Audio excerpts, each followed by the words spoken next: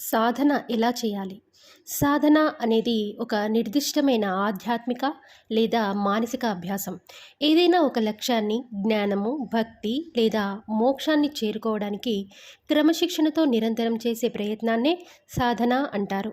ఇది శారీరక, మానసిక మరియు ఆధ్యాత్మిక ఎదుగుదలకు ఉపయోగపడుతుంది.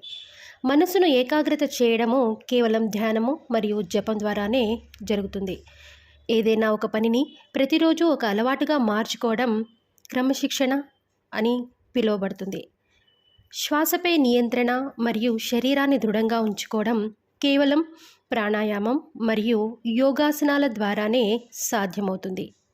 సద్గ్రంథ పఠనం అంటే ఆధ్యాత్మిక గ్రంథాలను చదవడం ద్వారా జ్ఞానాన్ని పెంపొందించుకోవటం. మొత్తంగా చెప్పాలంటే సాధన ద్వారానే మనలోని అహంకారాన్ని తగ్గించుకోవచ్చు, ఆత్మజ్ఞానాన్ని పెంపొందించుకోవచ్చు.